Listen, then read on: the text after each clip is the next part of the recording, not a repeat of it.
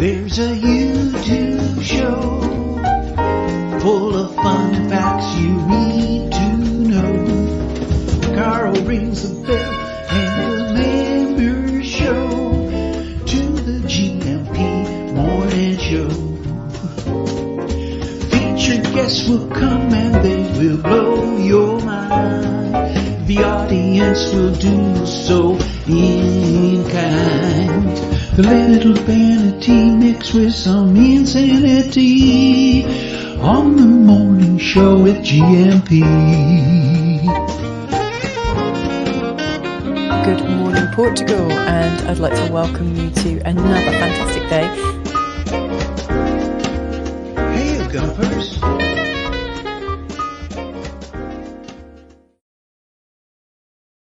Hola, bon dia, alegria. No, it's not Luis Pato. In case you're wondering, it's Luis Pato in his adega there of Luis Pato wines. You can get those at. I'm sounding like it's a sponsorship message. We're not sponsored by Luis Pato's, sadly, but we have enjoyed his wines, and we've enjoyed having him on the Good Morning Portugal Wine Club. No, it's me, Carl Munson. Good morning to you.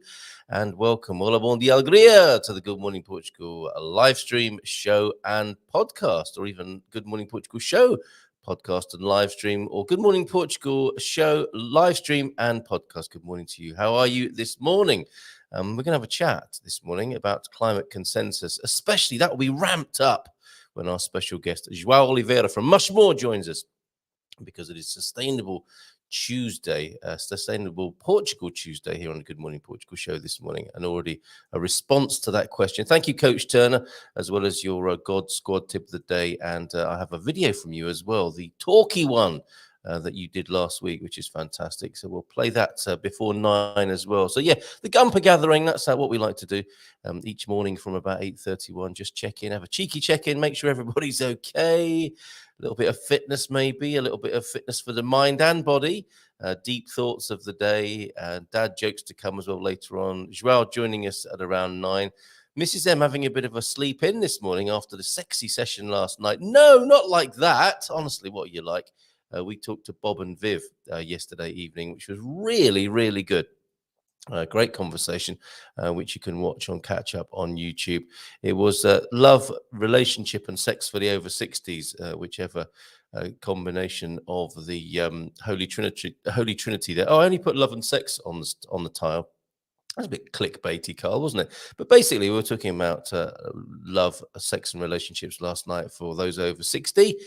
Bob and Viv gave us a very moving account of their relationship and their love life, and it was intimate and authentic and honest and very beautiful, actually. And others sent in comments as well in the chat, which was really helpful too. So a lovely session, and that's available on the YouTube channel.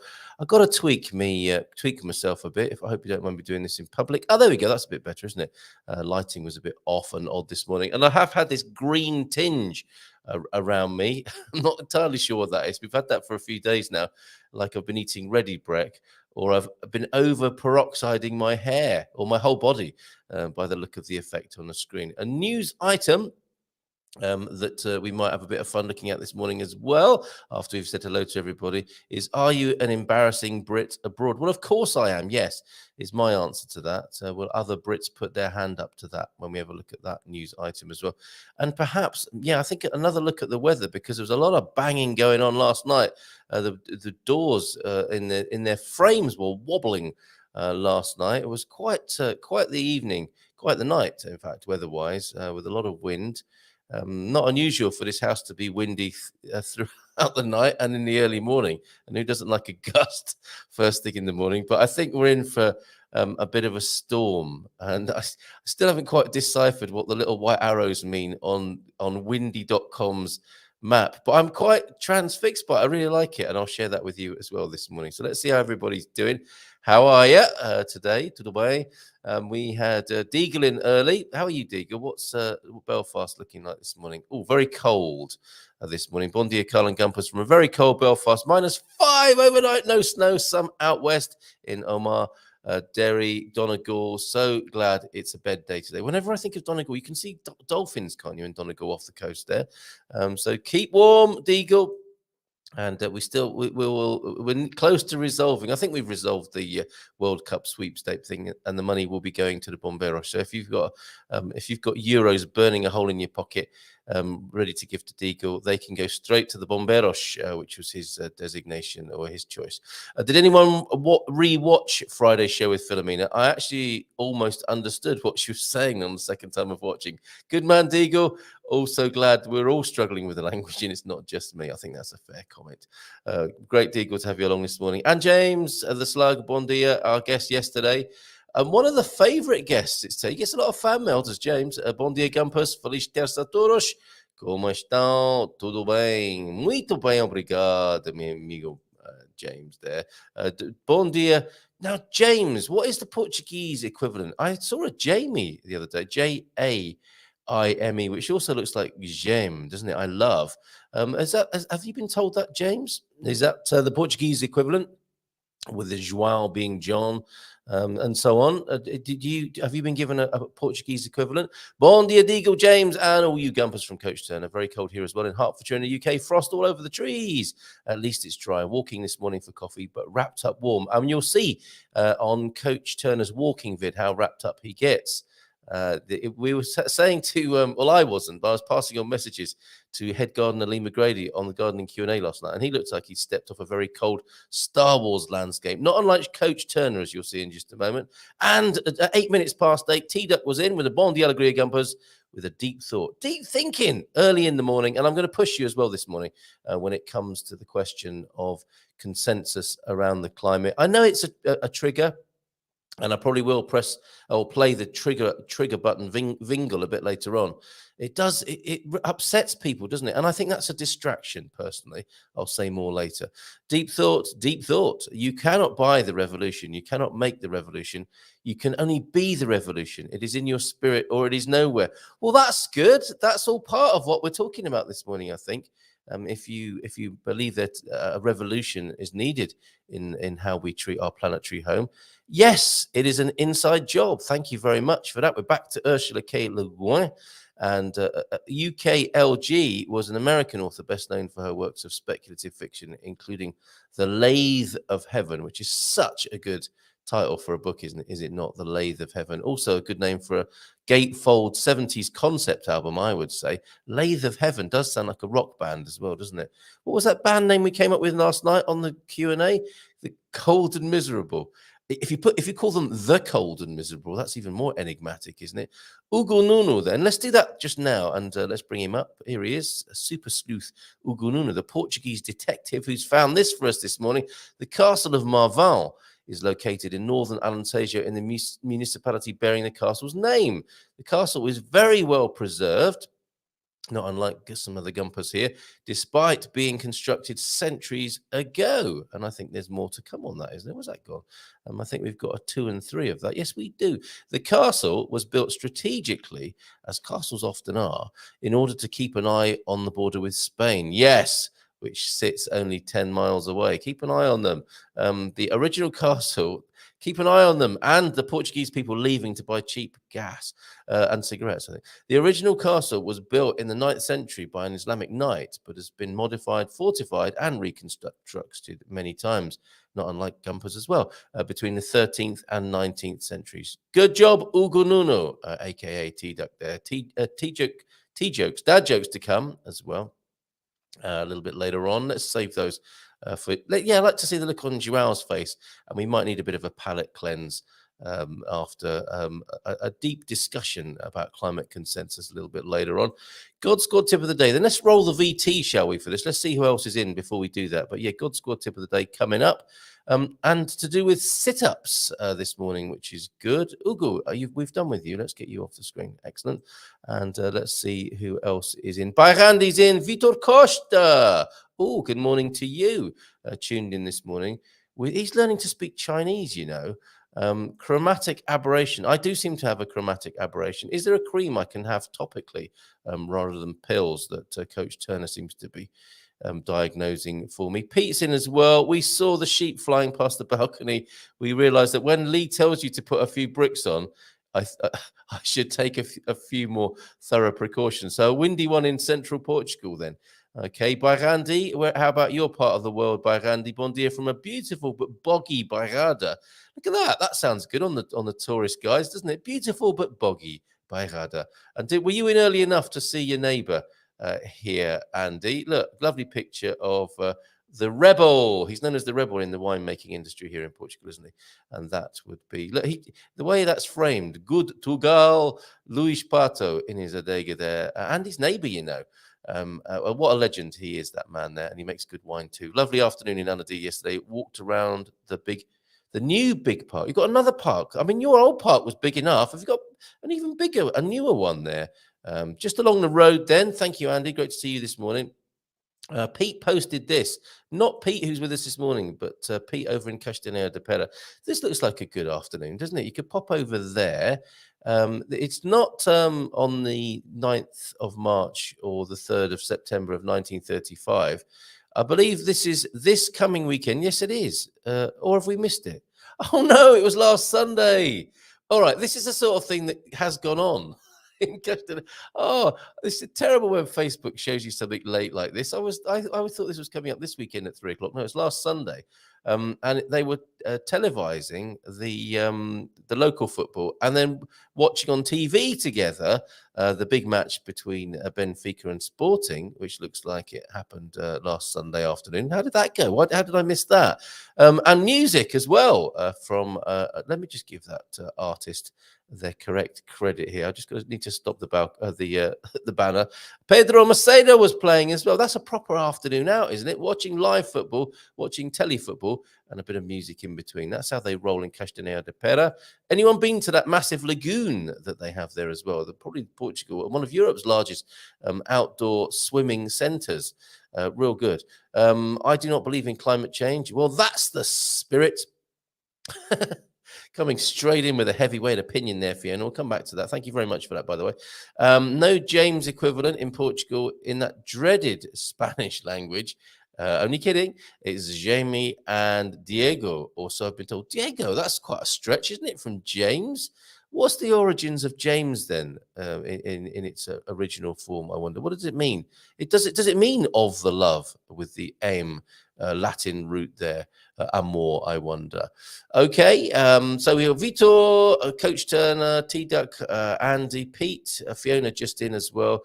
Gumpers, should Carl rename the World Cup WhatsApp and people can post nice messages to keep one's spirits up? Oh, I see. You're liking the fact that we've got a GMP WhatsApp group there. Well, I don't see why not.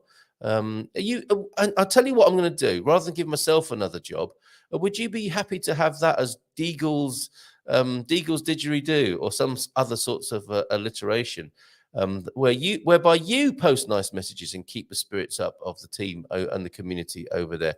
I like the sound of that idea. Rather than giving myself another job there. I give myself a new job every day to do with the community here. How about you do that one for us, Diego? I'm very happy to make you an admin. You can rename it, and you can do that, and I'll be glad. I'm sure others will be glad to help you. I'd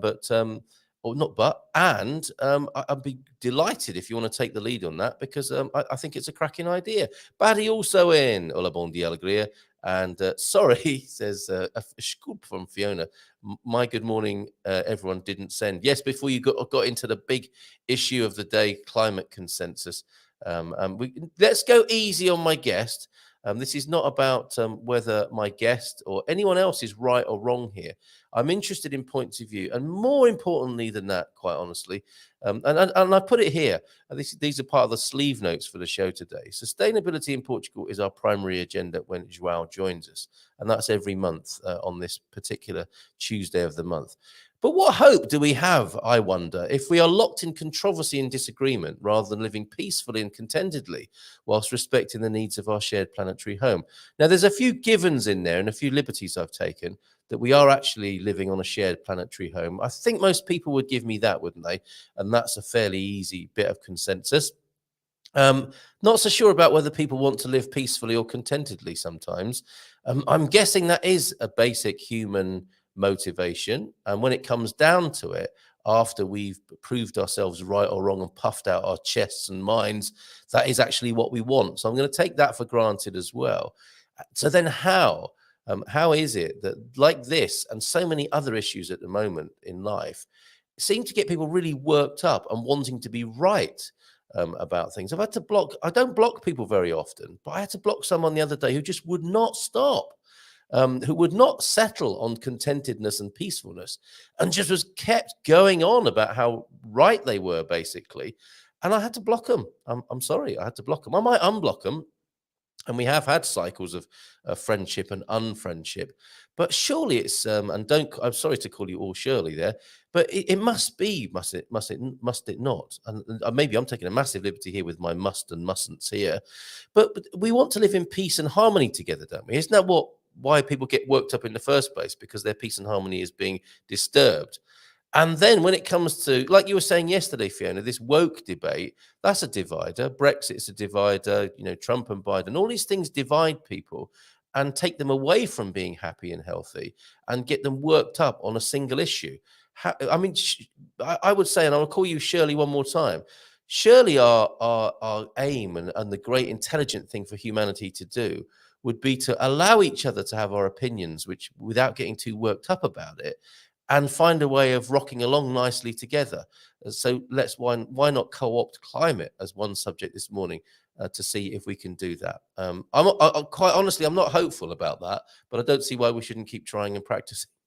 Good morning, people from Lee. Let's roll that VT then. Hey, Lee, thank you very much for all you do for the Get Out and Grow crew and our Facebook group of the same name.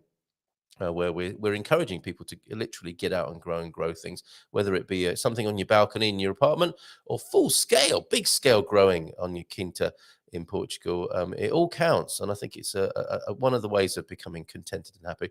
Also can cause a lot of anguish and disappointment and worry once you start growing things, but that's what we're there for on a Monday evening from 6:15. Okay, where are you, Ian? Let's just play your walkie-talkie Turner is what I've called this. It's got a nice ring to it. You've got a nice ring to you, Ian, this morning. Check you out. Oh, hi. We've been talking about walking this week, so I thought I'd just do a little walking video. So it's a bit windy, so you might get a bit of wind noise. Apologies. As I said earlier in the week, walking is probably the best exercise for people of a certain decrepitude like me, though I do a little bit more than walking occasionally.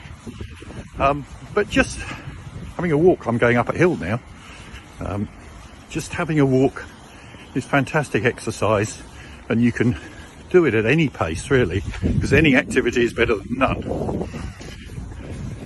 But if you want to just speed up a little, you don't need to break into a jog or a run.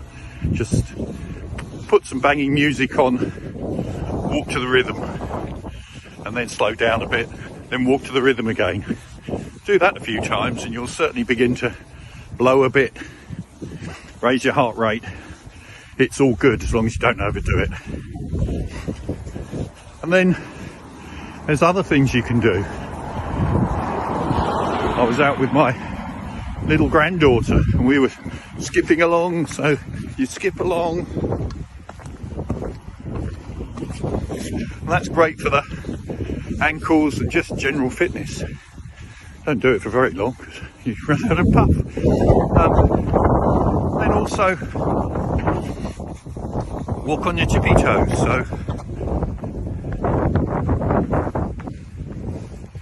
And then walk on your heels like that. So you do all of those things.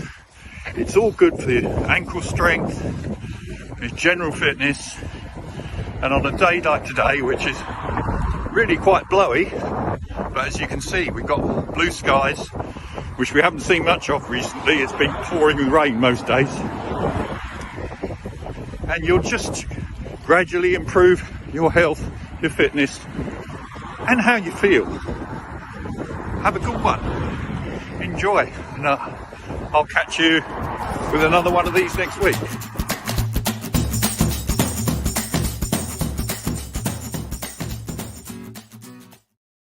Ding, ding, ding, ding, ding, ding. Who doesn't like to blow a bit first thing in the morning? I find, thank you, Coach Turner, for that. These are brilliant. I love them, and they are on our YouTube channel. Good Morning Portugal on YouTube. I find, and whilst we're talking about YouTube on Portugal, we are up to, I think, 838 subscribers. We're nearly there. We've nearly hit the monetization threshold. Maybe some of you are thinking, I don't watch flipping adverts on Good Morning Portugal. I'm not going to subscribe. I'll tell you what, I'll do a deal with you.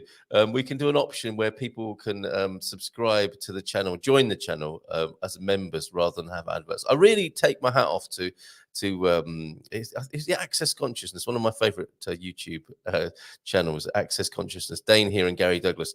They don't have adverts on. They don't like bothering people with adverts. Now, for some of us, the adverts are quite useful for a little bit of extra income. So I'm open to that idea, having only members instead of running adverts, if enough people want to do that. I find it annoying myself when I use YouTube Premium. So there's some hypocrisy there.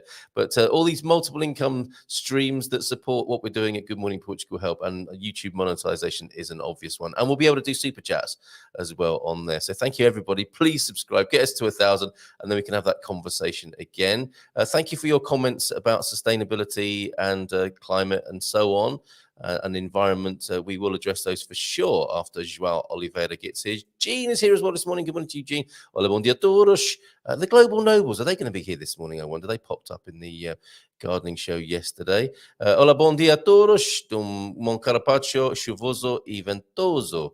What's this? The advert should only be on the replays.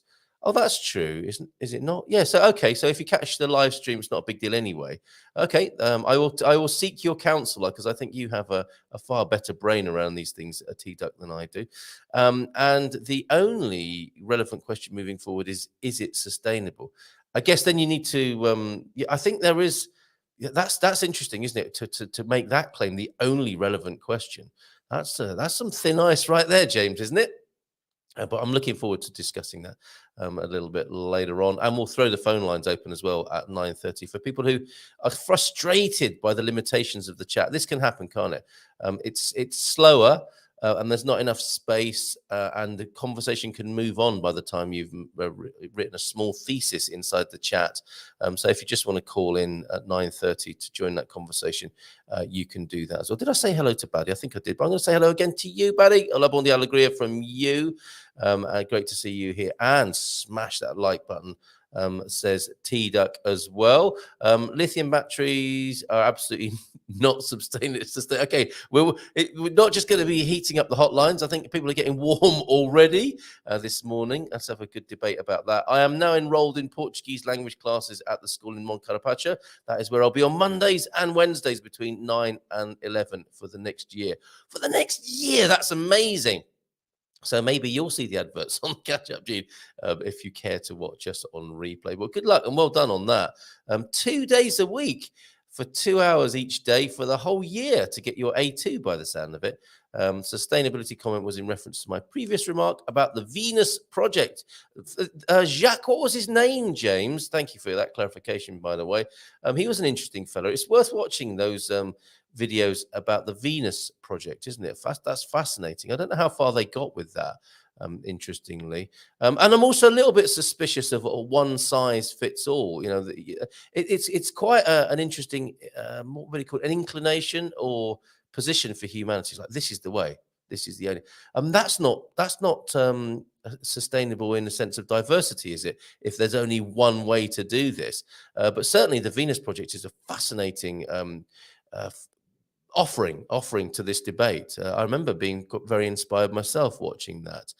So thank you for the mention of the Venus project this morning. And I can only remember his first name. The originator of that is Jacques, somebody or other, not Jacques Zurf, who called into the show, who may call in again today. I know Lord Gilchrist has a thing or two to say about environmental questions, sustainability and climate. Thank you, Philomena, for being here as well. Hola, just a quick hello before my lesson. So lovely when you pop in these mornings. Thank you very much, Philomena. Have a great day. And morning from Facebook user who may be staying anonymous. for today's what might be a somewhat tetchy conversation. It might not. It might not. Jacques Fresco, muito bem, obrigado, is the name of the originator of the Venus Project. Muito bem.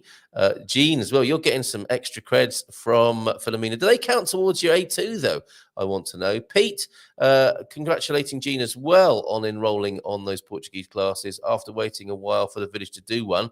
Do one. We are doing one in Fundao with Cindy and Louise, as well as the fabulous Philomena's lessons. Good effort, Pete. That's fantastic. So as we're just coming up, let's have a little bit of, I don't know if this will be light relief or not. Oh, we didn't get around to the weather, did we? Anyway, just very quickly then, before João joins us, are you an embarrassing Brit abroad? Let's have a look at this Portugal News article. Paul Luckman, the publisher, founder of Portugal News, has agreed to be interviewed on the show. I'm looking forward to that.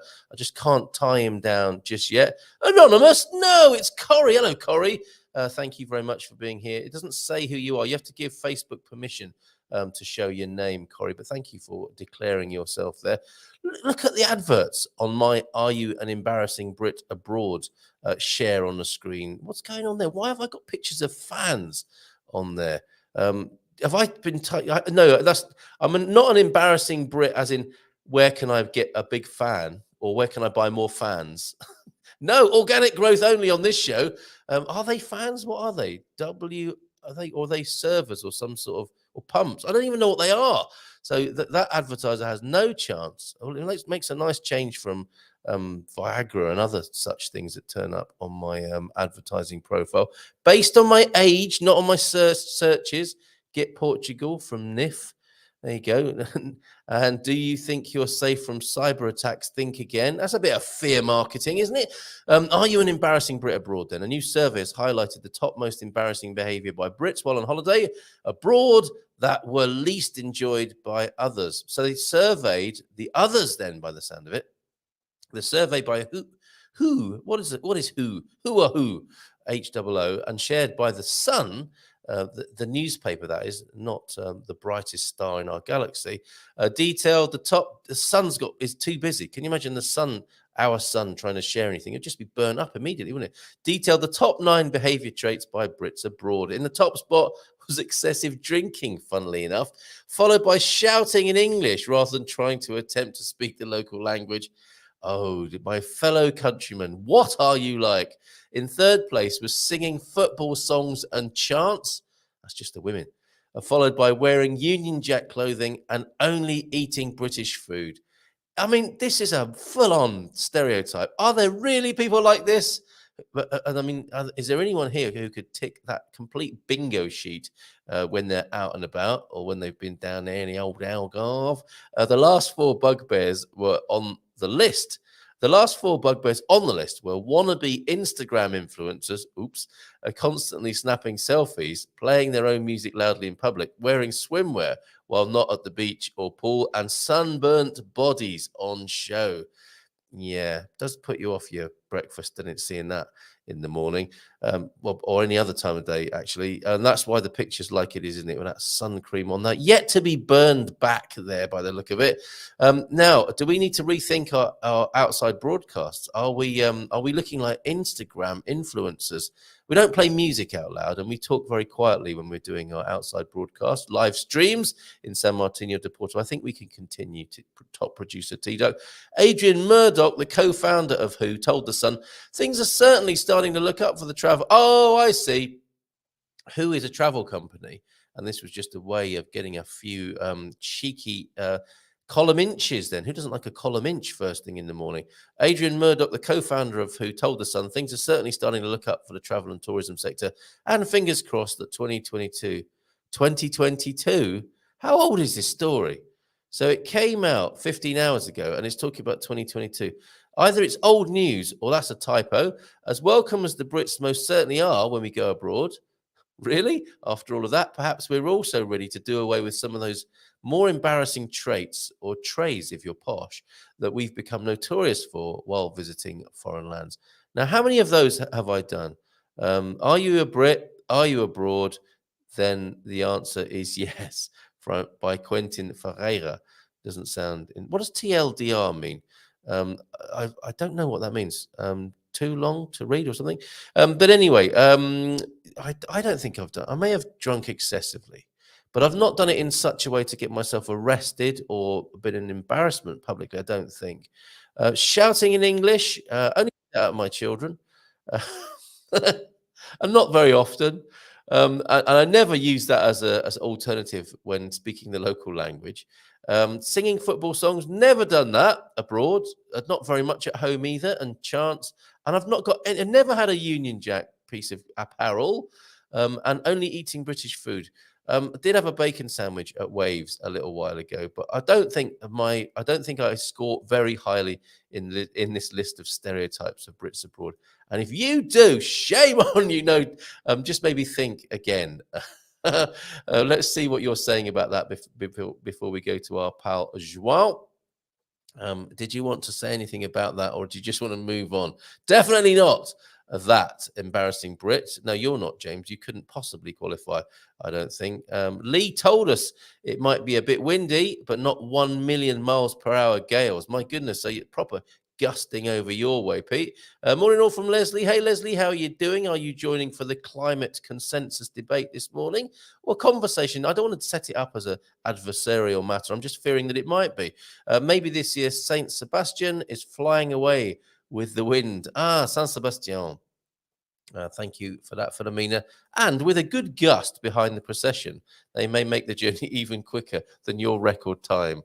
In the rain that you told us about on Muito Chuva on Friday there. A couple of quickies then before we go to João. I'm one of the quiet ones, but use as much Portuguese language as possible. Well done, Leslie, as I like speaking to the locals in Portuguese. And I avoid lager louts. Well done.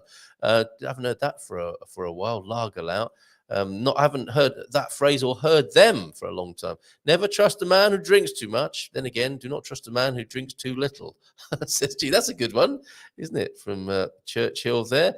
Thank you very much indeed, everybody. It is 9 o'clock. Let us welcome onto the stage that is Good Morning Portugal in the mornings.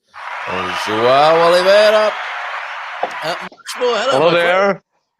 There are some technical issues. We are solving it. Meanwhile, we'll go from here, from the Andy, from the telephone.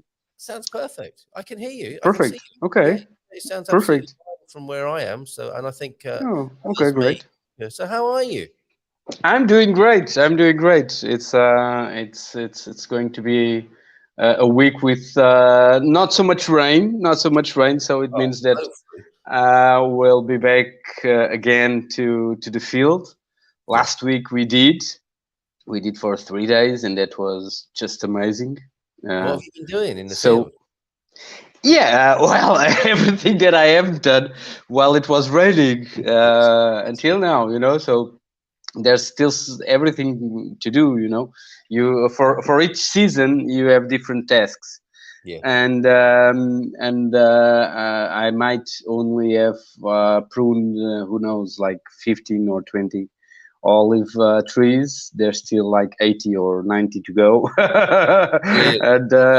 And a lot of brush cutting and a lot of pruning other trees, forest trees. All the trees that I'm saving while brush cutting, then I will go there and prune them so they grow faster. And yeah, there's everything to do. But that's having a property, a land property. It's you move by the seasons. Yes. You move by the seasons. So each season gives you an opportunity, and also very philosophical training for life, in which you need to understand the winter and how it holds also a lot of opportunities that you will harvest during spring and during summer. So it's all about life. Also, there you will also have some winters in life. You always have winters in life, yeah, and you always have summers in life and springs and falls. So what you should have, everybody should have, is the consciousness that winter is going to be followed by spring, at the seasons of opportunities, and then followed by summer, that is the seasons of abundance, and then each summer will have a fall, and each fall will be followed by a winter. So it's not a problem. It's just like that, you know. And every season has its own different opportunities, as in life. So we also need to understand better the winters of life, so we can get the most of it. Beautiful. What a lovely way of looking at things. I like that a lot. Yeah. And people can find out more at mushmore.net, which is your. Let's set the scene, and let's let everybody know about you, because I do want to know more about the scope of your project there, because it sounds fantastic. You have an offer for us. Generally speaking, as we'll start big and narrow it down, and we'll get to this climate consent conversation this morning, João. But basically, you're our buyer's agent for people who want to find homes and land. And one of your considerations, unlike some buyer's agents, is the planet and the environment. You know, because I hope I'm right in saying that. You know, real estate tends to be a focus on the house and the buyer and the commission, and it's a lot to do with the house and you know, normal society. It's not often a lot to do with sustainability and the wider environment. Is it an accurate description of how you operate?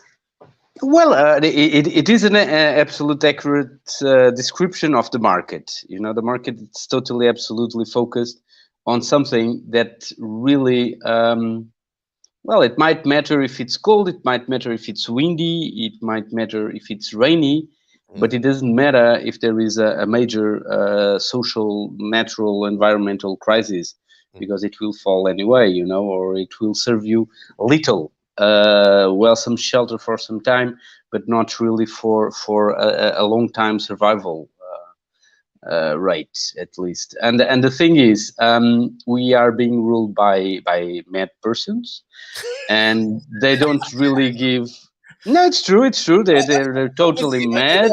I don't often totally intoxicated by greed. You know, it's the main issue of our leaders. It's greed, and what greed? It's like dope. It's like heroin, cocaine. You know, so it will never satisfy you, and every time you get a hit, you want to get some more, and eventually, a lot of people that are seeing this broadcast will understand that, because every time that we, even ourselves, we look to ourselves. Every time that we make a deal, after 10 minutes or at least as soon as we arrive home, we are already focusing on the next deal, you know.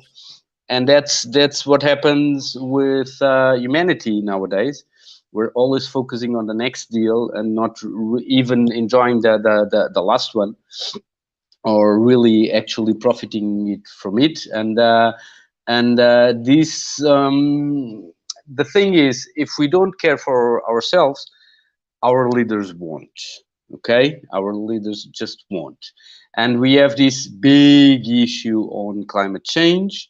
While it is true, it is happening for sure, but let me give you some news. It's not our biggest problem. Our biggest problem is pollution. It's pollution. Yes. It's pollution. We are killing ourselves with cancer every day, with heart ailments, with blood ailments, AVC, brain ailments. So we are actually totally, absolutely intoxicated by pollution. It's everywhere. It's on the air, it's on the ground, it's on the water, it's on the food, it's on the social networks, you know, so it's on the minds, because if it gets to your body, then it gets to your mind, and then if it gets to your mind, will get into your spirit. And that's how you can also understand a lot the value crisis. It's because we are intoxicated on the body, that intoxicated the mind, that intoxicates also the spirit and our way of seeing things, because it will get blurred, not really cleared.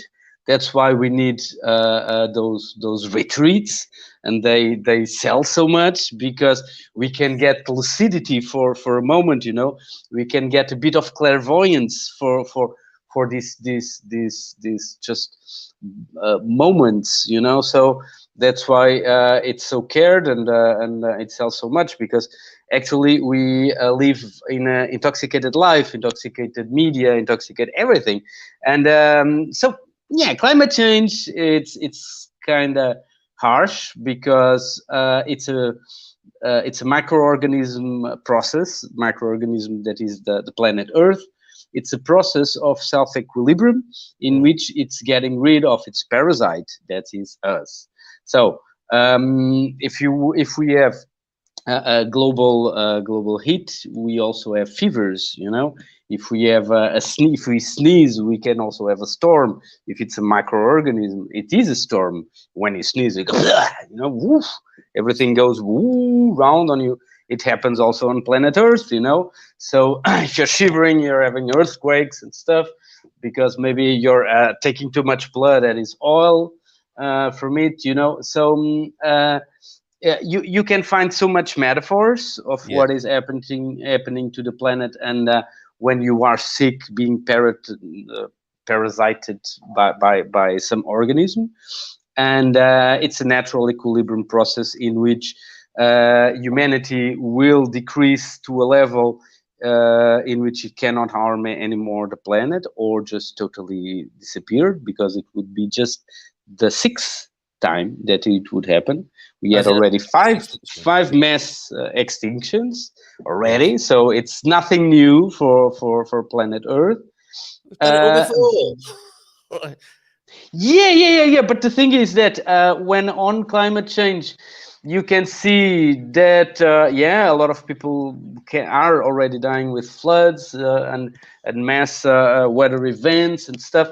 But we are dying so much more of disease that are induced by contamination and by pollution. So why buying a land property? Because naturally you won't be so much exposed to pollution. Is that will a beautiful villa will help you on having less pollution? Not really. Not really. So what will help you having less pollution will be a huge fence of trees all around your property. What will help you will be having some kind of filtration method of your water, or being by a natural spring that is away from the contamination sites, and having less EMFs. It's something that it's so much studied. You can find so much studies saying that EMFs from internet and from handy phones are harmful. All these rare diseases that are not rare anymore, and that they appeared after the second and the third and the fourth G. So now we are living on a fifth G, and it's so much studied with alliances of scientists all around the world saying to the UN, stop it or do something. And well, when you are living on a land property, you're not so exposed anymore, because you are not having antennas all around you. You might have one. I have one antenna nearby my land property, but it's one. It's not like all around me everywhere I go. And that will help you to have better clairvoyance, for sure. Will help you to have better lucidity, to be more aware, more conscious, to recover your vision, and then a lot of things that the land property is actually bringing you, that you can have a bit when you have this wonderful breakfast somewhere in a hotel or in a retreat center. But actually, when you have a land property, you will absolutely not need at all people to talk with. Yes, you need people to talk with, but not over mind matter. So Psychologists will be totally out of job if everyone will have land property. Yes. Gymnasiums, will be totally out of business That's if a you weird. have a land property. Yes. Okay, and you will be fit and you will have everything in your place. Yes. And also, bad supermarkets will start losing their market, and maybe they start thinking over what they should do, as they are already, and all this hype on healthy food and healthy lifestyles. So it's we have a lot of people that are aware of it. On the Casa da Ecoloção, that is the project of Mushmore, maybe we have per each workshop. It depends on the motto, on the theme of the workshop. But I would say a third is not really doing. It's not going to the workshop for being able to do that in their own place, but they're going to the workshop so they can come out from their very intense and stressful lives, and breathe a bit, some inspiration of what is possible to do in their own lives. Because I'm also a city boy, or I've been a city boy. I've born and raised in cities, and so people also like this kind of example to understand, okay, a new way of life, it's possible. And I'm not seeing this guy working 12 hours a day in his field and sweating all over all the time. No, not at all. I'm seeing quite a balanced way of life in which everything that is having on the property is not work, it's fun, it's something that reconnects you with the meaning of life, reconnects you with your dreams. So it's impossible not to be thinking about your dreams and thinking about the plan to achieving them once you are on your field pruning a tree. That it's an act of symbiosis. If you do it well, it is an act of symbiosis with the tree, because the tree will also profit from it. And doing your garden, and mainly eating your food, because it's an example that I give so much, and I think I already gave here also. The original sin is taking a fruit from the tree and eating it that moment. Why is it original sin? Because it reconnects you with the meaning of life. So if you are totally reconnected with the meaning of life, you don't need religion, baby. No, you don't, because the religion is all over you. You're eating the religion. The religion is coming inside you. Beautiful. And so it's that's all about having a land property. You don't need to be in agriculture. You don't need to be a forester. You don't need to make money out of it. You can still make money out of the job that you're doing, because pandemics did brought us a wonderful perspective that we can tell to all the bosses around the world, is that yes, we can work away from an office. Yes, we can work from home. Yes, we can use the computer. Yes, we can make meetings. Yes, we can provide with all the tasks that are needed during a workday. And no, we don't need to be there. We don't need to spend 2 to 4 hours in a car per day. We don't need to put 1/3 of our wage on gas and mechanics and stuff linked to the car. No, we don't need to face every day the frustration of humanity in traffic, because nobody was raised to be 10% or more of its life on traffic. Nobody is prepared for that, because it's so anti-natural. Is that what some people do? They spend that much of their life in cars? Well, it's very easy to spend 2.4 hours a day in a car in our society. Of course, yes. That very, very easy. Very easy, very easy. You even got some people that spend 4 hours, There is something that will be balanced with all the incoming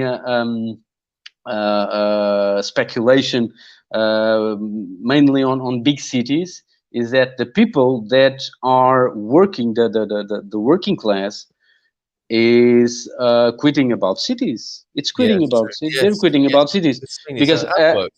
or I'll get, if I'm living on Seixal, that is on the or Almada, that is on Setúbal, that is the other side of Lisbon, or the other side of the river of Lisbon, then I will start looking for a job in Seixal or Setúbal or Almada, because it's making me crazy going every day to Lisbon and coming back, you know. Yes. And if you're living in Setúbal and you're working on a labor, you will spend 4 hours a day in the car. You It's true. will spend I've 4 seen it. hours a day I've in the car, seen it, João. you You're know. absolutely right. You're absolutely right.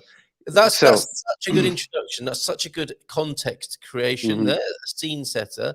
Newsflash then, the people who are leading us are mad.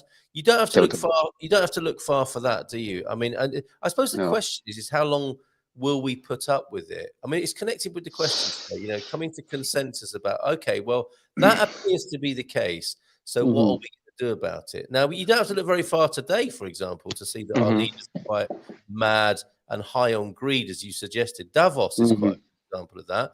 I know. I mean, I Hmm. don't understand it fully, but I know a lot of people are wanting to bring the Portuguese government to account at the moment, Hmm. trying to shut down the government. The teachers are on strike, and we're seeing this all over the world, aren't we? We're seeing people kind of rebelling against what has been created, co-created by us, and the way we're living. And I think I think on one level you did it as, yeah, people want more money to pay for the crazy lifestyle we've got. And then a Hmm. subset of those people are actually questioning, well, is this the right way to do it anyway? Is this the right way to govern people? Is this the right way to teach children? Is this the right way to communicate, to work?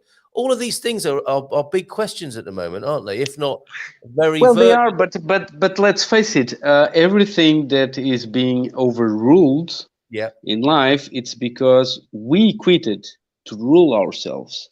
Every time Yes. Well, yes. we quit ruling ourselves, then governments will have more space to rule us. You Yes. know, the big problems in education is because we quitted to organize, to self-organize the education of our children.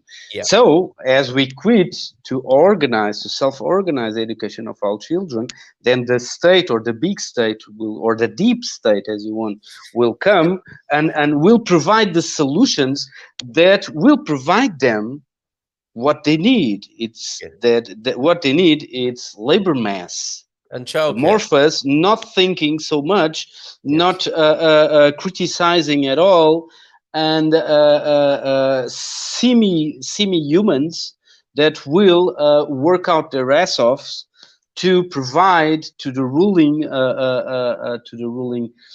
leaders all the madness that they wish for. You know, so every time that we see the state coming into our lives, it's because we quitted ruling that aspect of life.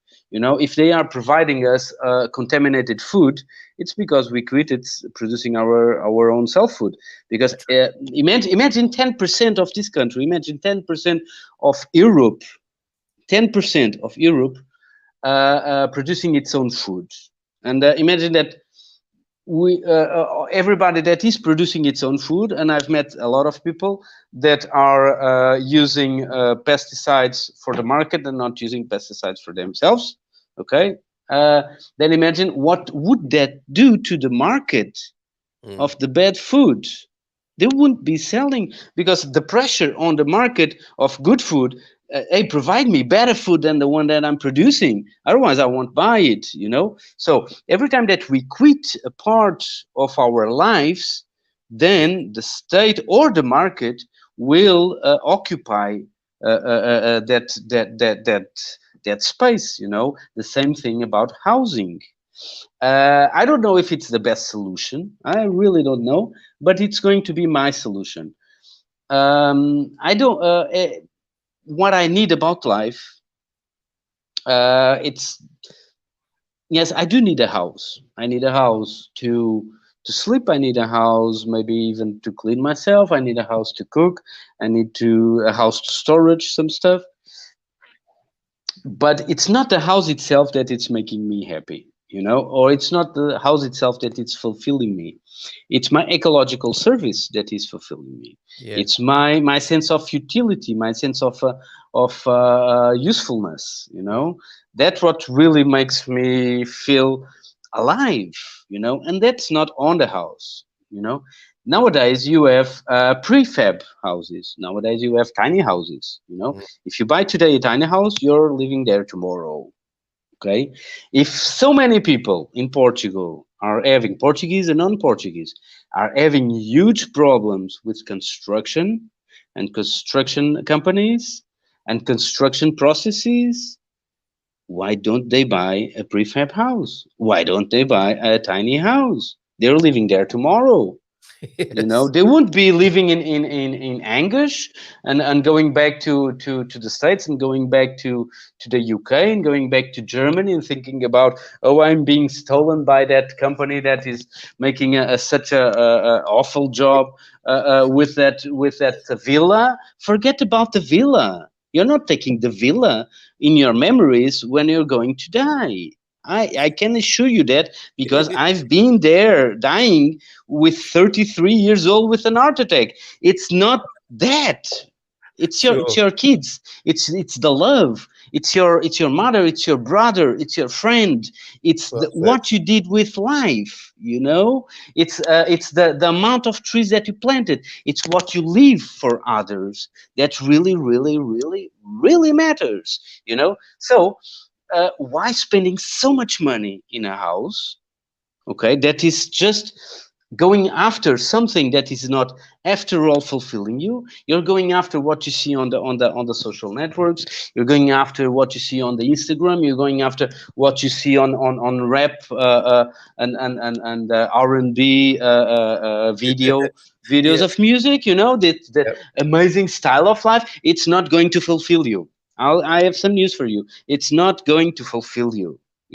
What is going to fulfill you? Yeah, go on. Yeah. It's looking to the eyes of your wife or your husband or whoever and seeing love. That's going to fulfill you, brother. That's really going to fulfill you, but not really the big, huge villa that you're having, but the trees that you're planting.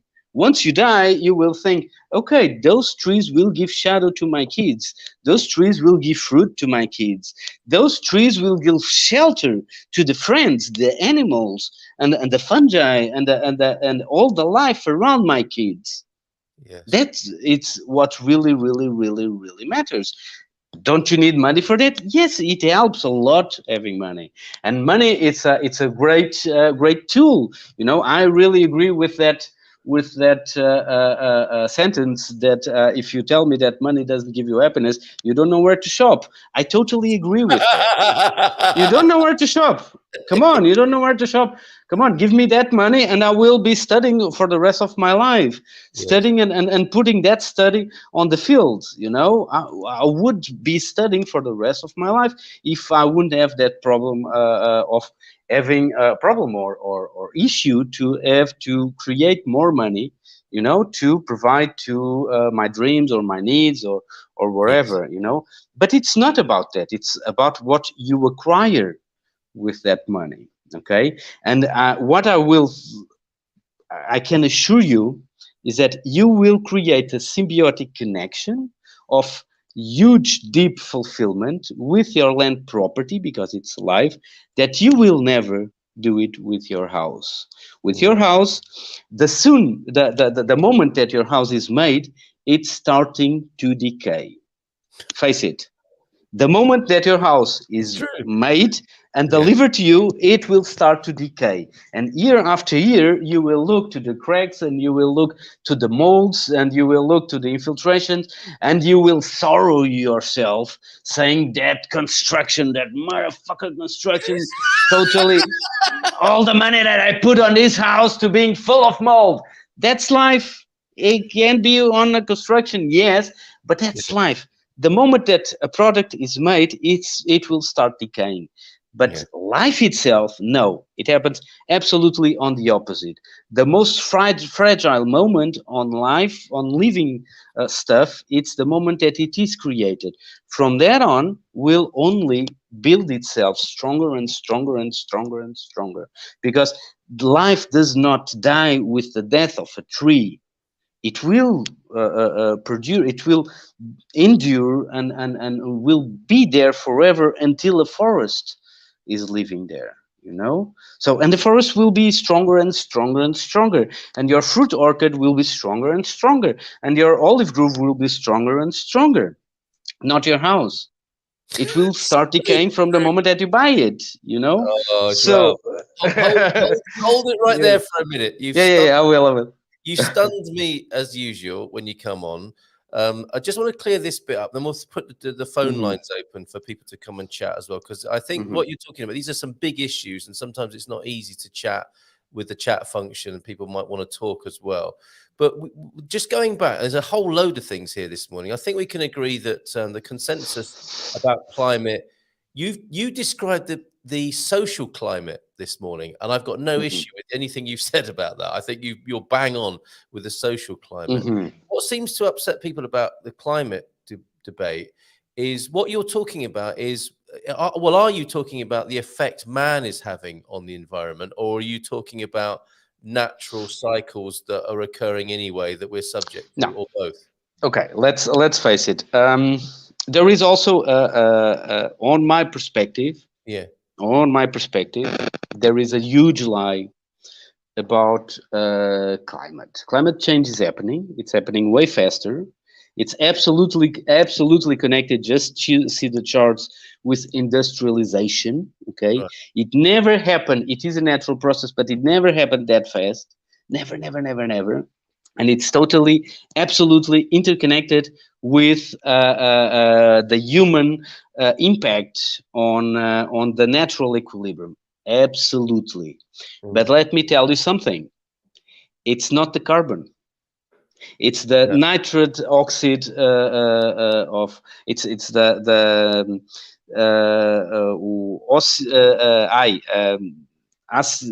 oxide nitrates. So you have different gases, okay, with very difficult names. You have different gases that create the greenhouse effect. The carbon, it's the least.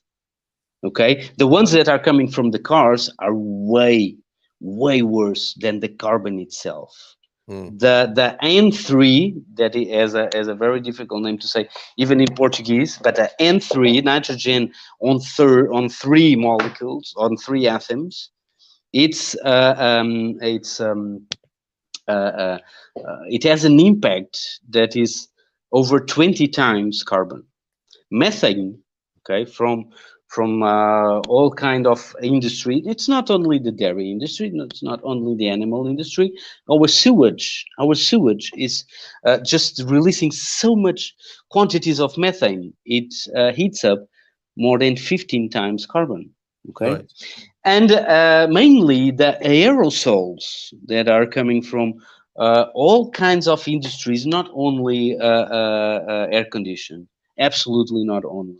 Okay, but refrigerators, but also a lot of different industry usages. It can even eat over 100 times carbon. So if you do the big sum, carbon, it's the least problem that we have.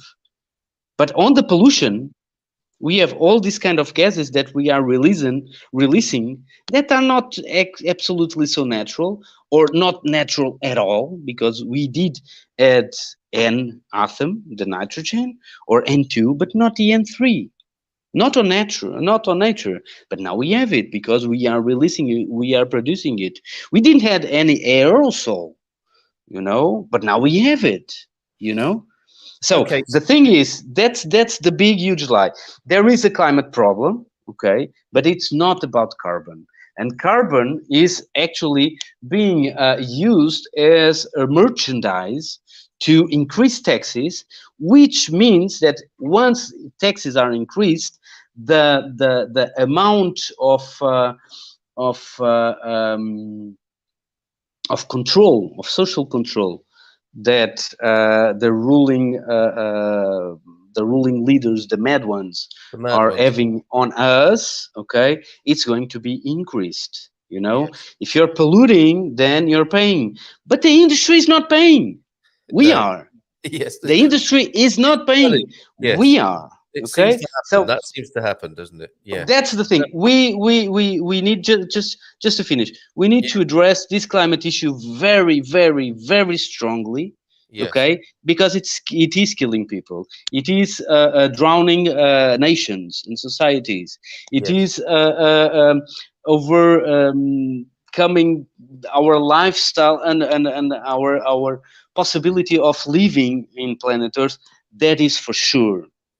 But it's not about carbon. It's about N3. It's about aerosols. It's about methane. It's about all the shit that we are releasing to the atmosphere. Carbon is just a molecule, a very natural molecule that is actually helping the trees growing faster. The trees are now today growing faster than before because there is so much carbon on the atmosphere, but it's not carbon. Okay. Very interesting. Okay, so not carbon. And this is where, no, I agree with you. And I remember when I first became terrified by environmental issues, which was quite a smart move by the people who manage these kind of debates publicly. It was the 350 parts per million. Was that a carbon measure? We were all going to die, weren't we, when that happened? And I think we've surpassed that, or it's not that anymore. Now, the difficulty we've got is that this conversation gets eggy when we get difficult, when we get into the specifics. So, for example, T-Duck, I call BS. It happened much faster in the past, and then that comes down to a debate between you and him, depending on which scientists you follow, right? That was a question to me, not to Thunderduck. Yes, exactly. So for you, there's no question. No, I don't follow scientists. I follow science, and science it is also a matter of opinion. Okay, it doesn't need to be totally. So you have different. Everybody who knows to work with numbers understand that arguments can. Rational arguments can be very, very convincing if you just strip all the facts. If you strip some facts of your thought, and of your way of trying to argue your point. Okay, and that is happening a lot with science. Science, it is what brought us here. In the first place, it is what made this possible. This meeting now, it's only possible because of science. Okay, and we should also realize that we have the possibility of being of living until 100 years old because of science. Okay, that is also for sure. But we are also dying on 30 years old. And 20 years old and 5 years old, and science knows why, and it's not coming out. Okay, and it's happening not because of hazard, but because of pollution. Okay, and we are not addressing pollution at all. And why? Because every time that a scientist does it, funding will be withdrawn. Yes, of course. Okay, so that's what happened. What made happen in society? It's a discredit of science. Yes. So people do not believe in science, in the big word of science anymore. They should. What they should not believe is the guys that are and the girls that are giving the money to scientists. Absolutely. That's the ones that you should not believe, because if they don't like you have the example of EMFs of the telephones. Yes. You have several scientists that were totally shut down, out of job, because they told to Samsung, hey, you might be killing people, dude, and they were totally shut off, out of job. You know, so that's the problem is not about science. The problem is about the people that are funding science, that can withdraw the funding anytime, any moment, So we're okay, back. and We're shut back to the down the greed. scientists in a moment. We're back to the greed. We're back to the greed again, aren't we? We're back to the grid again. Yeah. I mean, this is what I find heartbreaking about these debates, and that's why I, you know, we tend not to debate and argue on this environment because it doesn't really do anything. But you can't avoid it all the time, and the reason I kind of framed this conversation this morning is to get to some sort of understanding rather than division. And I know this issue does divide people. So our very own Mrs. M here. I'm curious about what people think about the concept of climate change. It seems like if you doubt any part of the story, you're labeled a denier, which is reductionist and unhelpful. And it is very divisive, isn't it? But again, you could argue, couldn't you, that the people, again, the greedy mad ones, quite like it when we all fall out about these things, right? It's another device, isn't it, to divide people? Well, you need to divide to rule. If you want to rule, you need to divide first. Okay. Yes. Yeah. And that's very British. Divide to rule, but also very Roman. Before it went to Churchill, it came to the Roman Empire. You know, the division will weaken the organization of the groups that can overcome the leaders. You know, it's all about, for instance. We talk about a lot conspiracy theories. Yes. Well, Portugal was founded during a conspiracy of a son and his friends, that was Afonso Henriques, against his mother and his grandfather. Okay, America, the United States, hello, it was founded the independence of the United States was possible because of conspiracy of fellow British against their fellow British on the UK. You know, the French Revolution, it was possible over a conspiracy of the bourgeois against the monarchs. Okay, so every time on the I can tell you all the history of Portugal, but that you don't know, okay? But I could tell you all the history, all the dynasties, all the republic was founded on a conspiracy in Portugal. The dictatorship was founded on a conspiracy. The 25 de Abril, the liberation, was founded on a conspiracy. You don't have changes of power without a conspiracy. António Costa, our prime minister, held a conspiracy against António José Seguro, because António Costa was a supporter of António José Seguro. That was the guy that preceded him on the Socialist Party, and he made a conspiracy against him, and he took the power, and then he was elected prime minister. So you don't have any change of power without conspiracies. Any. And also, to keep up with the power, you need to conspirate. I think it's you conspire. Yeah, absolutely. To conspire, absolutely. Yeah. So it's not theories; it's a part of human history. Yeah. You cannot rule without a conspiracy. You cannot change the rule without a conspiracy. It's impossible. It's the way you do it. You cannot tell your enemy, "Hey, brother, I'm going to create an alliance against you to overthrow your power."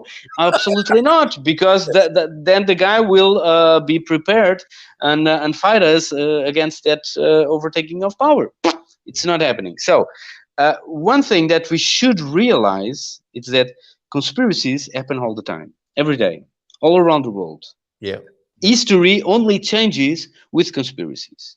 Only changes. The invasion of Ukraine was only possible with a conspiracy. The 2014 Maidan was only possible with a conspiracy. Everything in power starts on a conspiracy. Okay? Yes. So who is always saying about conspiracy theories? The guys that hold the power. Yes. Oh, okay. You know, the guys that are conspiring, they say, "Oh no, it's theories.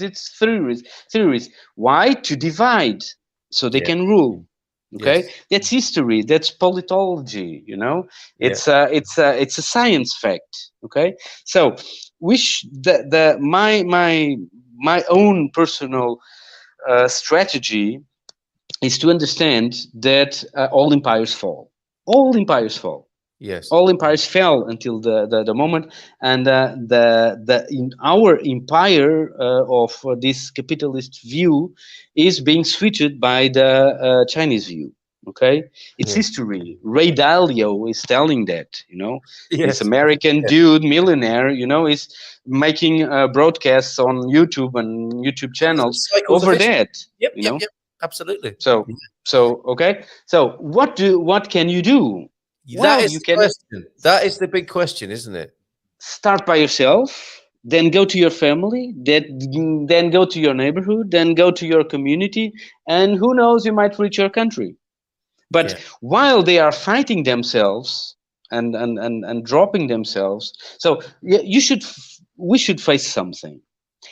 Everybody and okay, we have this Chega party now, but before this Chega party now, okay, all the parties that we had before, all the parties had a leader of the parliament, of the group in the parliament, being dead with cancer.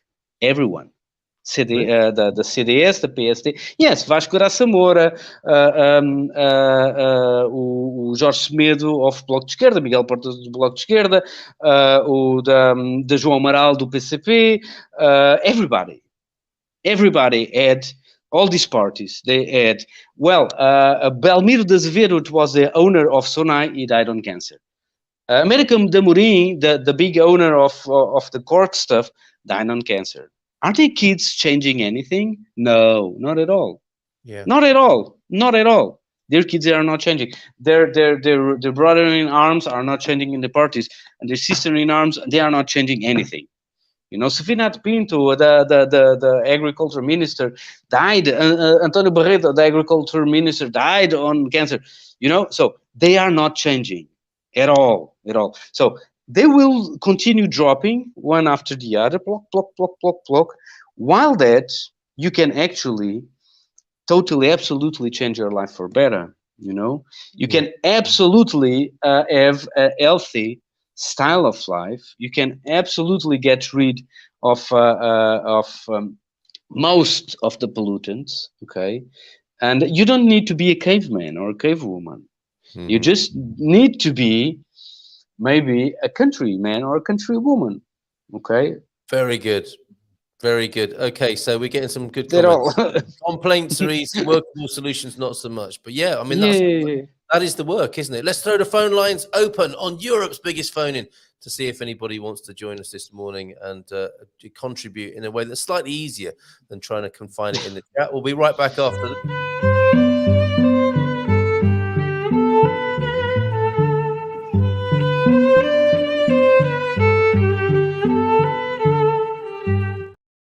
Fascinating conversation this morning. Superb. Whatever is at the top filters down. Sadly, lots of lies, manipulation, and of course, greed. If we saw it with COVID and the science behind it, yes, well said.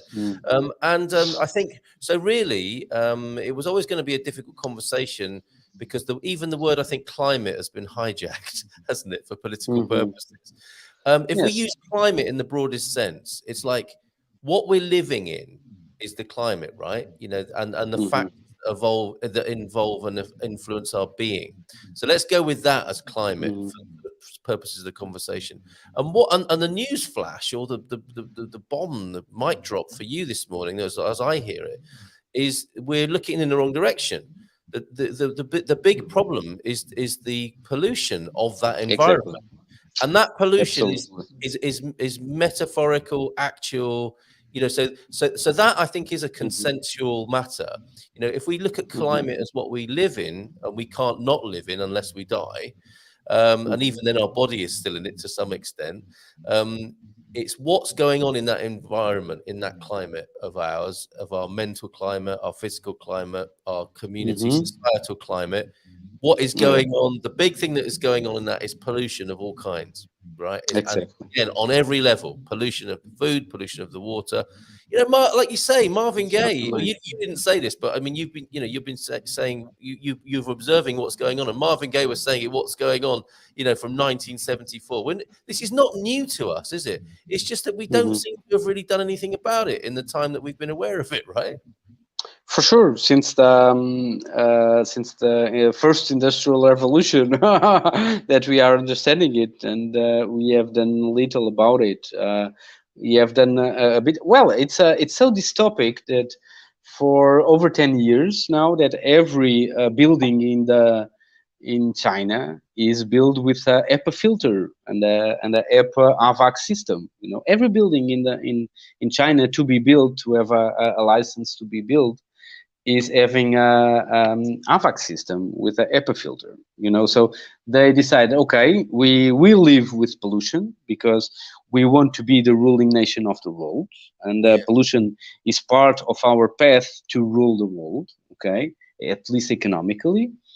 And so as we cannot live 24 hours a day with this pollution, but we can maybe make 10 minutes or 2 minutes until I go to the car, because also the car has a HEPA filter, or also the bus has an HEPA filter. So we just filter all this pollution out from our lives, and we'll just be living from house to car and car to job, and then it's just a moment of pollution that we're living anyway. So such a madness, isn't it? It is how dystopic we are, so we better live with pollution than surrender our dream to rule the world. That's the best metaphor that we can have, So that's why and a lot of people that go to the Casa da Inclusão, they are so attracted to the idea of the new rural communities, of the new sustainable communities, because those kind of communities or those kind of happenings, I would rather say than communities, those kind of happenings will actually bring a lot of sense to people's lives. So we always should focus on the solution. But for being able to focus on the solution, we need to understand the problem. And the problem is that we can trust ourselves. We cannot trust our government. We cannot trust our media.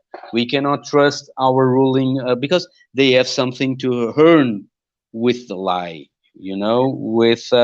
with having us going like blind sheep, because even sheep would not follow someone that is going to beat them. They will not follow someone that is beating them. Okay, we have a caller, João, who I don't think would disagree with you, and that's not what this is about this morning. But happy to have a view from you, caller. You're through.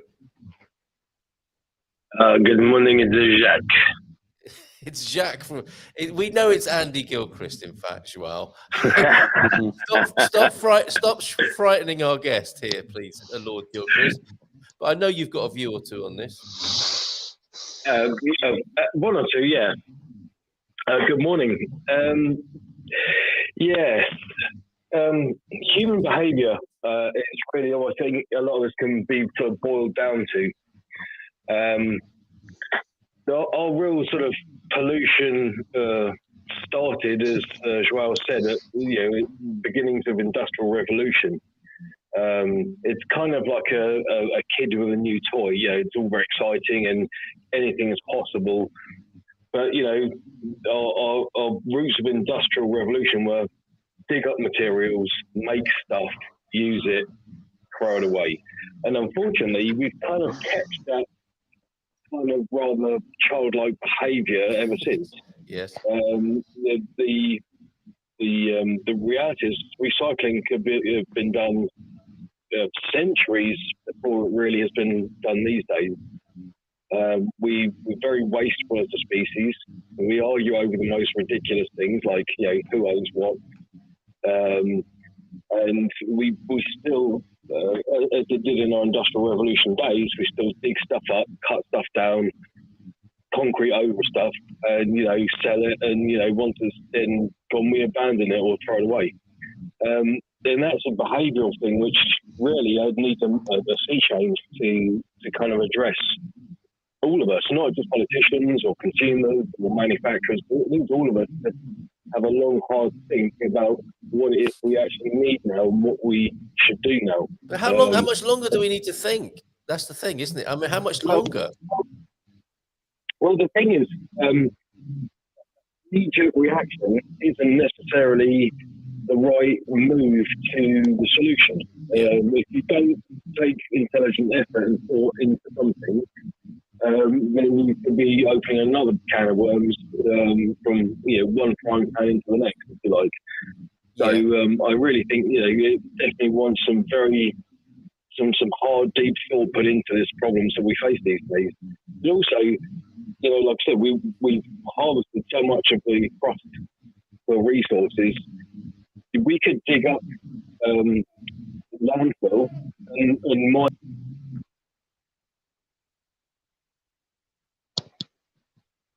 Sorry, no, I'm still here, João. I'm still here. What I'm hearing here, Andy, and thank you for that. The idea of trust. I'm not sure and thinking. Possibly part of the reason why you feel we need to think more is connected directly to the fact that we don't trust ourselves anymore. Is that fair? Well, I mean, the thing is, like I said, we haven't really moved on in thinking from our industrialization. Right. It's a case of we should design products, we sell them, it makes our life easier, and I agree, it's fantastic that we have available these days.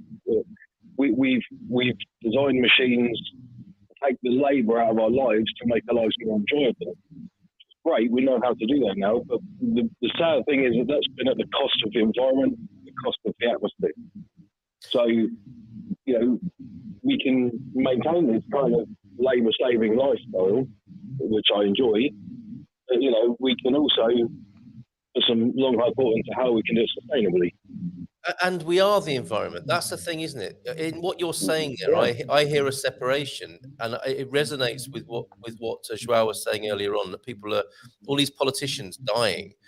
They are the environment. They live in the environment, and they don't seem to be able to make the connection, or we don't seem to be able to make the connection that like the environment is something separate that we need to do something about.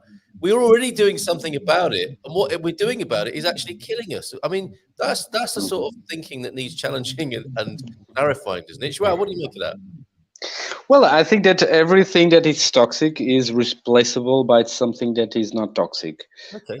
But that will need that the companies restart having cycles of investment for changing their plans, for changing their way of producing. So, for instance, every plastic can be substituted by bioplastic that is produced on buildings on aquaponics. Okay, so the Japanese already did it, and they're totally mechanized. So they are putting on buildings like the ones that we live, aquaponic systems on shelves that are producing cereals that will be then used. The hydrocarbons will be used for making bioplastics.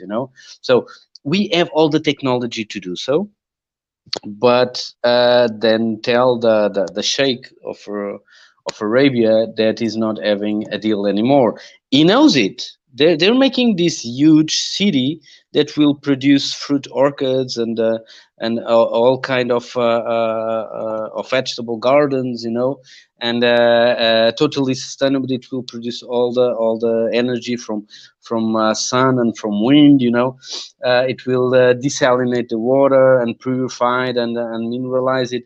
So we have all the technology and all the knowledge to substitute the polluting by the non-polluting, and the non-biodegradable, the waste, for something that we can actually use on circular economy and reintegrate in the economy and refurbished and remake. We have all the re technology to do so. Yeah, it's a matter of economics, and it's a matter of madness. It's madness. It's lack of fuel. It's wanting to make the biggest deal possible every time that we make a deal. The biggest possible every time you make a deal. So, but the thing is, we should go ontologically and philosophically. Yes. Every animal on the ecosystem is always living in its max potential. Every animal. We are the only animal in the ecosystem that is not always living by its highest peak potential possible. Okay, we are also the only animal in the ecosystem that has unemployment. Any other animal in the ecosystem knows what unemployment is. Okay, Yeah. every animal knows what to do by each given moment. We are the only animal thinking about what's the meaning of life, and having every animal does not know depression until it's Gives it, being man. in prison and Yes. encaged. You know, Yes. we know so much about depression. If we go to the ecosystem, then we understand these people are feeling caged. That's Yeah. why they must be depressed, because the only reason animals get depressed it's when they are caged. You know, so. The thing is that the people that are used to have social and financial success, which is great, and I also aim, and you also aim, everybody aims it, they reproduce that peak, living in the peak system. So every time that I go on hunting, I must get the highest result possible. Okay, but what is happening is that animals do have an intuition, an instinct that we lost. You know, they will not overhunt. They will rather move themselves around to other places in which they uh, are not overhunting, in which there is hunt enough to be able to sustain it. You know, every animal, as they make their as they perform their role in the trophic chain, they also do great stuff like planting trees. They only have to shit, you know, plop, they eat a There is fruit, they another plop, tree. and they're planting a tree. You know, Yes. we've lost it because we are the only animal that has waste, you know, Yes. garbage. No other animal has garbage. Everything is used to its most. We are the only animal having garbage. So I think the solution is rather simple, not simplistic, but rather simple. We need to go back to the knowledge of nature, to the natural knowledge. We need to see what's best and what's perfect, because it is perfect. The only perfectness that we know, it is on the ecosystem. It's our main source of perfectness. You know, it's Yes. creation. You know, there are, you can see it now on Google. If you Google it, Peter Leben, that is a scientist that has a great work on the Internet of Trees. Okay, he was asked, what can we do to save forests? The answer is nothing. Just don't do nothing. Just don't do shit. If we don't intervene, forests will sprout amazingly in the following years. But just don't do buildings. Yeah. Just don't try to build forests that are monocultural industrial forests anyway. That's not a forest. That's a plantation. That's a crop. You Yeah. know. Well said. So industrial crop. So that's what we need to do. It's to understand philosophically how nature works, and get that resgatar in Portuguese. That is like a What is ransom. You that? know, ransom our wild nature and Yes. understand how the perfectness acts. And the perfectness does not have any waste. The perfectness has not an employment. The perfectness has no cages. The perfectness has no greed. You know, that's what we need to ransom in the end, and that's what we are doing. Yeah, that's why the eclusão, it's the solution. It's on ecology, and if we transplant the ecology to every aspect of life, we'll surely be here when the sun engulfs the earth. So there you go. By way of some sort of summary here, and thank you so much, João, for your sharing your ideas. It's always a pleasure and fascinating to talk with you. But to look to nature, right? To embrace, look to nature, to find ourselves in nature again, and move away from our madness that we have infected and are suffering with at the moment. And really, I can't think of a time where that is more evident, that we are living in a kind of asylum of the human mind and its worst excesses, and the answer's right there in front of us as well. Isn't that the beautiful thing? That the answer that I think you're proposing, that to look into our old mirror of nature rather than our vain mirror of human achievement, that was abstracted from nature. If we keep looking in that mirror, there's a certain kind of outcome. But if we rub that mirror and we rub the mist off that mirror and we see our true nature beyond and behind us in the mirror reflection, that might be a little bit more edifying and sustainable. Let's use that word, a bit more sustainable for all of us. So thank you so much. So good to see you, Carl. And we must finish with some dad jokes, which I know may seem a little bit clunky. Yes. No. We only have to have different subjects and different issues next time that are more constructive, because it was a very strong motto today, very also dark, because it went to these very aspects of human society, and yes, for having a way more joyful session, we just need to focus on more the solution rather than what is, and understanding this huge problem that is the way humans put themselves on this ecosystem that is life. Yeah, well said. And we can go there sometimes. It's not a problem. I've not found it depressing. I found it really. I find it exciting talking to you, I have to say. To the guy who invented zero, thanks for nothing. Exactly. Company that makes yardsticks and rulers just announced they won't be making them any longer.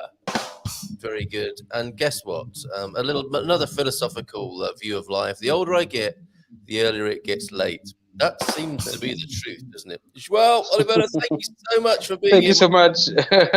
Happy days. Pete is offering himself as a model here. I am carbon negative and totally self-sufficient here, and couldn't be happier. You can only do your best yourself. Well done, Pete. For true.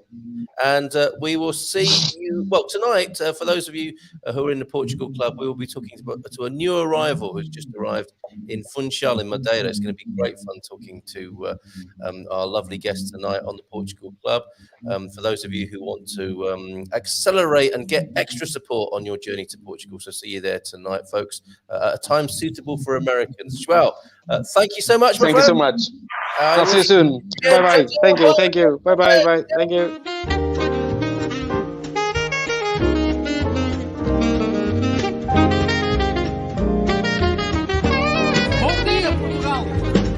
In Portugal, there's a YouTube show full of fun facts you need to know.